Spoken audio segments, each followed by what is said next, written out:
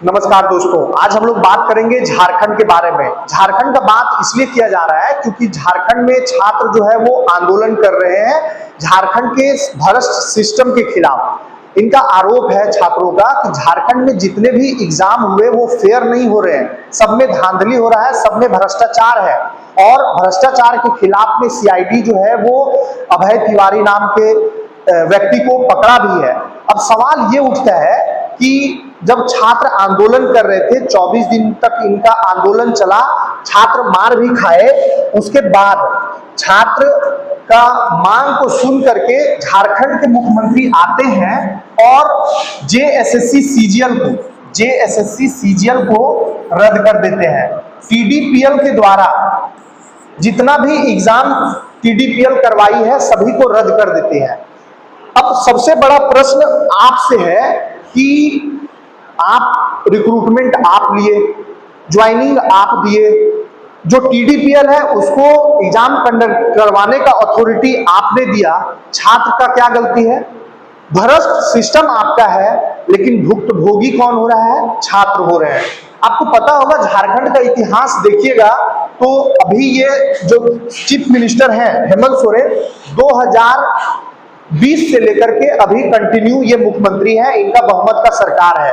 इससे पहले जो मुख्यमंत्री बने वो ये आपका रघुवर दास बने। इनका कार्यकाल जो है वो आपका चला 2014 से लेकर के 2020 तक। 2014 से लेकर के 2020 तक बीजेपी गवर्नमेंट का फुल बहुमत से सरकार रहा। इन्हीं के कार्यकाल में 2015 में जेएसएससी सीजीएल का वैकेंसी आता है। जेएसएससी सीजीएल का वैकेंसी रघुवर दास जी लाए थे। 2015 में नोटिफिकेशन आया था, नोटिफिकेशन 2015 में आया था। आप देख सकते हैं 2015 में आने के बाद ये आपका नोटिफिकेशन का है, फर्स्ट पेज का है नोटिफिकेशन का।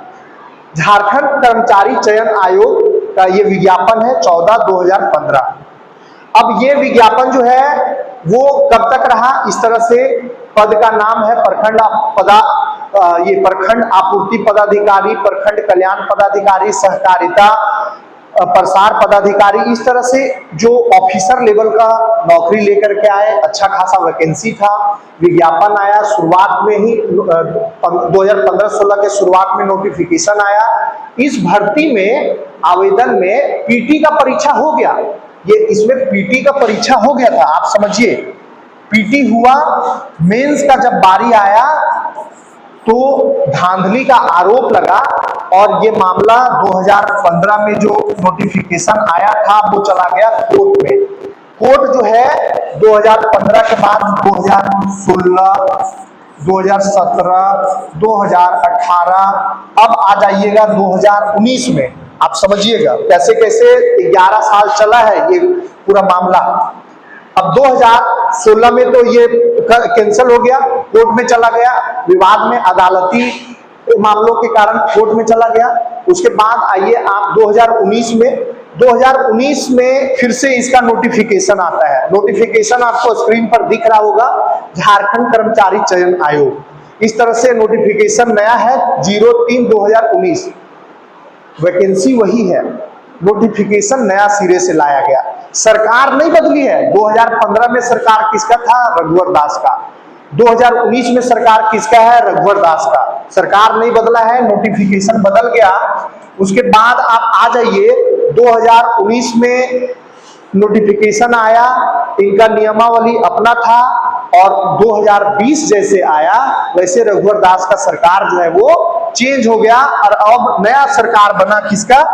अब नया सरकार बना हेमंत सोरेन जी का। इस हेमंत सोरेन जी का ये मंच आप देख रहे होंगे, भारत के सभी ऑपोजिशन लीडर आपको मंच पर दिख रहा होगा। सभी ऑपोजिशन के लीडर, कांग्रेस के लीडर राहुल गांधी से लेकर के मल्लिकार्जुन खड़गे तक, उस समय शिबू सोरेन जी जिंदा थे, ये भी साथ में मंच शेयर कर रहे हैं। ये पिक्चर जो है वो 2020 का है, जब मुख्यमंत्री जी शपथ ले रहे थे, जब हेमंत सोरेन जी शपथ ले रहे थे तब का ये पिक्चर है। अब 2020 में जब इनका सरकार आया, जेएसएससी सीजीएल का मामला जो है वो फिर 2021 में नया नोटिफिकेशन लेकर के आए। क्यों लेकर के आए? तो हेमंत सोरेन जी का कहना था कि रघुवर दास जी के सरकार में जो नियमावली बना था, स्थानीयता बना था, वो अच्छा नहीं था, झारखंड के बच्चों के हित में नहीं था। और इन्होंने 2021 में फिर से एक नोटिफिकेशन जेएसएससी सीजीएल के लिए रिलीज किया और दिसंबर 2021 में नियोजन नीति न्यू रिक्रूटमेंट रूल्स में बदलाव के बाद आयोग ने तीसरी बार नया नोटिफिकेशन विज्ञापन संख्या 5/2021 जारी किया। यही का मामला खत्म नहीं हुआ, अब आता है 2022। 2022 में क्या हुआ? तो 2022 में कोर्ट का फैसला और आया और स्थगित कर दिया गया। कोर्ट ने कहा कि राज्य सरकार का जो नियोजन नीति है वो सही नहीं है और ये मामला को फिर से लंबित कर दिया गया, ठप कर दिया गया। और फिर आ जाता है साल 2023। साल 2023 में फिर से नोटिफिकेशन जेएसएससी सीजीएल का आता है। जेएसएससी सीजीएल का नोटिफिकेशन नई संशोधित नीति के तहत चौथी बार विज्ञापन संख्या 10/2023 फिर से आता है और ये दिसंबर में इसकी परीक्षा की तारीख जो है वो घोषित कर दी जाती है। 2023 में नोटिफिकेशन भी आता है और इसका एग्जाम दिसंबर में लेने का वादा किया जाता है, लेकिन ये एग्जाम नहीं होता है क्योंकि आयोग बोलता है कि एजेंसी की असमर्थता के कारण परीक्षा को स्थगित किया जाता है और इस तरह से परीक्षा जो है वो स्थगित हो जाती है। और अब आ जाइए साल 2024। साल 2024 में इसका एग्जाम होता है। 28 जनवरी 2024 सीजीएल परीक्षा का आयोजन किया जाता है, लेकिन पहली ही शिफ्ट के दौरान ये परीक्षा जो है वो सामान्य ज्ञान का पेपर लीक हो जाता है और पेपर लीक होने के बाद फिर से जेएसएससी सीजीएल को रद्द कर दिया जाता है। आप समझ रहे हैं, 2015 से हम स्टार्ट किए हैं, आज हम लोग 2024 में आ गए हैं, परीक्षा फिर से हुआ, रद्द हो गया। रद्द होने के बाद अब एसआईटी जांच करने लगती है, परीक्षा फिर से 2025 में होता है। 2025 में परीक्षा होने के बाद उस समय आपको पता होगा कि झारखंड के इतिहास में और हमको लगता है पूरे भारत के इतिहास में पहली बार ऐसा हुआ जब कोई एग्जाम कंडक्ट करवाने के दरमियान में पूरे राज्य का इंटरनेट व्यवस्था जो है वो ठप हो गया।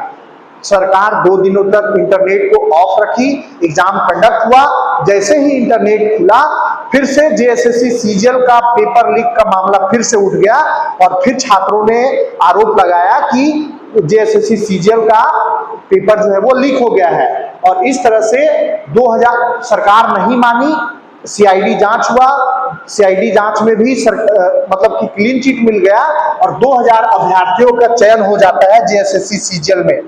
जब 2000 अभ्यर्थी चयनित होकर के डॉक्यूमेंट वेरिफिकेशन होता है, डॉक्यूमेंट वेरिफिकेशन के बाद उनको अस्थायी ज्वाइनिंग दे दिया जाता है, उसके बाद आता है साल 2026, जहां 2026 में जेएसएससी सीजीएल के अभ्यर्थियों को फाइनली ज्वाइनिंग दिया जाता है।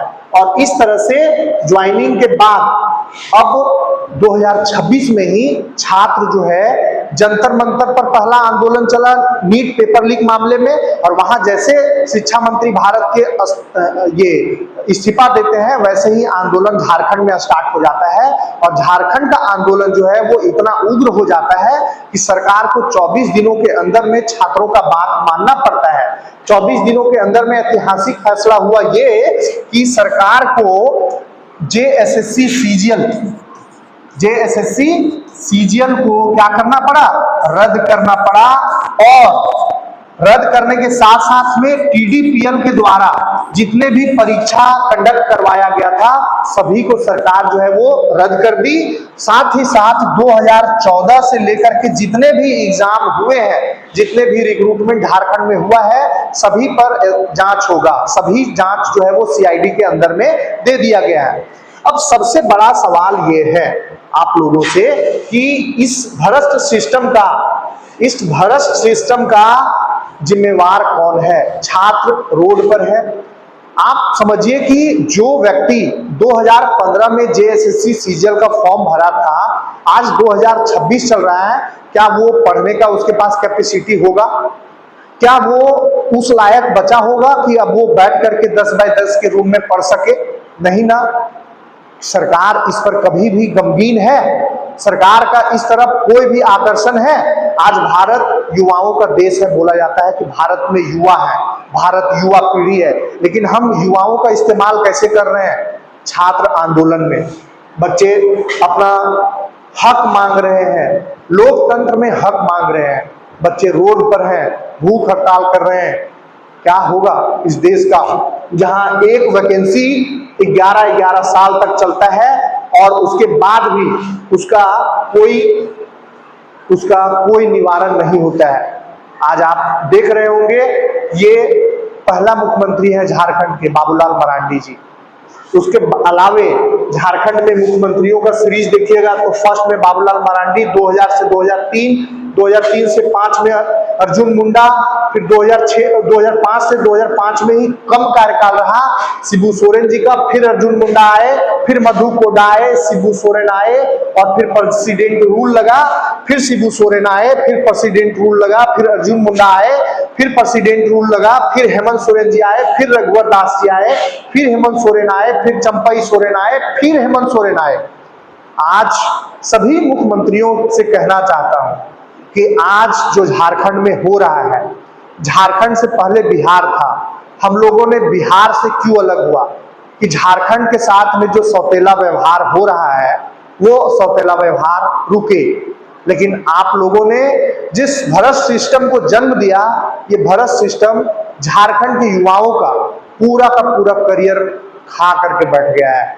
आज वो बच्चा जो 2015 से लेकर के 2026 तक का जनरेशन का है, उसको पता ही नहीं चलेगा कि कब वो जवान हुआ और कब उसका डेट एग्जाम देने का खत्म हो गया, कब उसका एज जो है वो खत्म हो गया एग्जाम देने का। आज आपका सिस्टम इतना भ्रष्ट हो गया है कि एक एग्जाम कंडक्ट करवाने में, रिक्रूटमेंट लेने में 11-11 साल लग रहे हैं, फिर भी फाइनल नहीं हो पाया है। आप सोचिए मुख्यमंत्री जी, आपका भी कार्यकाल आज बहुमत के साथ में 7 साल का होने को चला, 6 साल का होने को चला।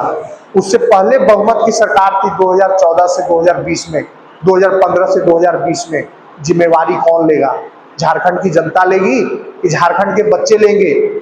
जिम्मेवारी आपको लेना होगा और इस भ्रष्ट सिस्टम को खत्म करना होगा। धन्यवाद।